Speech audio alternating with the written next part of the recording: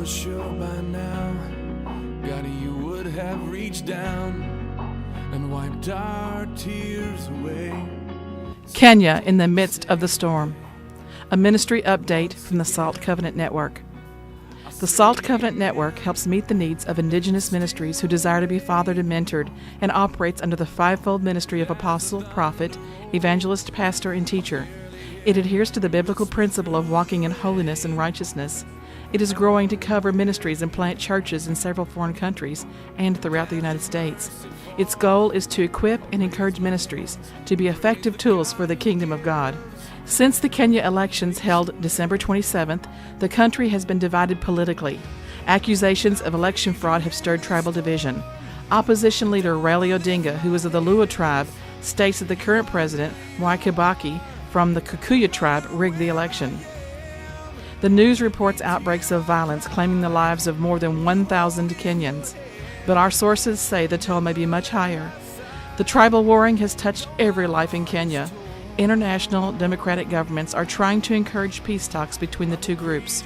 We are praying for peace and ask that you join us. The Salt Covenant Network has approximately 500 pastors in Kenya, which are from diverse Christian backgrounds. Our pastors have all been accounted for, and they are all alive.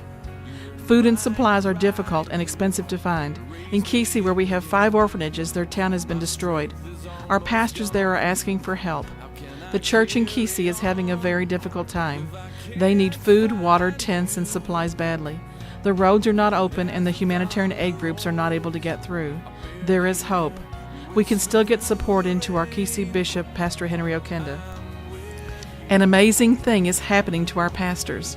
There are so many refugees. Some say more than 300,000. All the Salt Covenant Network pastors we have been in contact with are reporting taking in these refugees. Some have even gone to the jails where they have fled for safety and helped them by taking them into their own homes. Pastor Samuel Kimotho has gone beyond the call of duty. He's from Nakuru and has taken in a very large number of refugees that fled from Nairobi in the early days of the crisis. Many were his relatives. Feeding and housing these families has been difficult.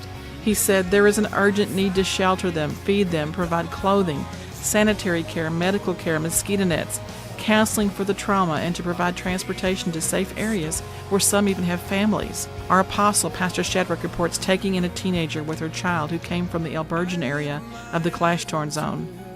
Several of our church families in Nakuru, where a recent outbreak of violence left many dead and some burned alive, have been approached by tribal gangs and were threatened with their lives if they did not join these gangs. There was a planned attack on Pastor Shadrach, which the Lord exposed through some Christians that overheard their plan. Pastor Shadrach is safe. Although he is still a target, he is from the Luo tribe and also a leader in his community. His wife Terry is of the Kikuyu tribe. It is unusual to see a marriage between the two tribes. Their marriage is a testimony of the love of God. Basic human needs are still an issue in all parts of Kenya. Food and water are badly needed and expensive. The week violence broke out in Nakuru, Pastor Samuel was holding a crusade with a visiting U.S. evangelist. Pastor Samuel said, "God gave us a revival in the midst of violence and protected us. We witnessed the kingdom of darkness losing." The crusade was held January 23rd through 27th. There were many souls saved, healed, and delivered to the glory of God. Evangelist Marcus Martin said, "Despite all the violence and repeated attacks of Satan against our ministry, we were still able to effectively administer God's love and build up the local church." These New Testament ministers are a living testimony of God's unfailing grace and love to their community. We are privileged to serve Christ alongside them. Please join us in praying with them for peace in the midst of their storm.